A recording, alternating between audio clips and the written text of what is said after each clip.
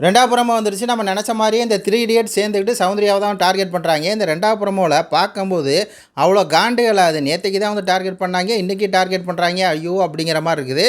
இதில என்னன்னா இந்த ஃபர்ஸ்ட்டு விஷால் அப்படிங்கிற எச்சக்கல வந்து சௌந்தர்யாங்குது. அதுக்கடுத்து வந்து சத்யா வந்து சொல்றாரு, ஐயோ!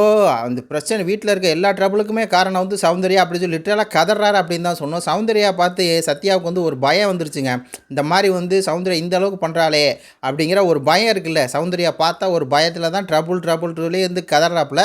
அதுக்கப்புறம் வந்து இந்த அருண் அப்படிங்கிறவரு, அவங்க வந்து நம்மள ட்ரிகர் பண்ணிடுறாங்க. நம்மள ப்ரோவோக்கிங் பண்றாங்க. நம்மள அப்படியே இது பண்றாங்க. நம்ம டாஸ்க் குடுத்தா அத வந்து செய்ய விட மாட்றாங்க, வைக்க மாட்றாங்க. அப்படி இப்படின்னு சொல்லி பார்த்தீங்கன்னா, கதறுன்னு கதறாய்ங்க. ஆக்சுவலா அந்த 3 பேர் சேர்ந்துக்கிட்டு சௌந்தர்யான்னு கதறது, நம்மளுக்கு பார்க்கறதுக்கு ஜாலியா தான் இருக்கு ஒரு பக்கம். இன்னொரு பக்கம் வந்து அப்படியே காண்டுகளாத மக்களே அப்படிங்கிற மாரி தான் இருக்கு. அதுக்கப்புறம் சௌந்தர்யா வந்து கரெக்ட்டா அடிச்சாங்க. அருண் அப்படின்னு சொல்லி. விஷால சொல்லியிருப்பாங்கன்னு நெனைக்கிறேன். அது வரல.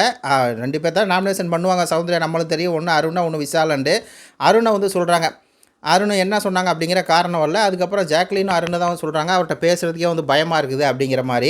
ஆக்சுவலாக இந்த ப்ரொமோ பொறுத்தவரையும் வந்து சௌந்தர்யாவை வந்து டார்கெட் பண்ணாங்க. இன்னொரு பக்கம் ஜாக்லினை வந்து இதே ராணாவும் சேர்ந்துக்கிறான்னு வைங்களேன். ராணாவும் ஜாக்லின் சொல்கிறாப்புல.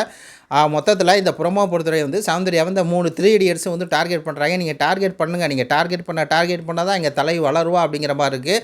இது உங்களுடைய கருத்துக்களை சொல்லுங்கள். நன்றி, வணக்கம்.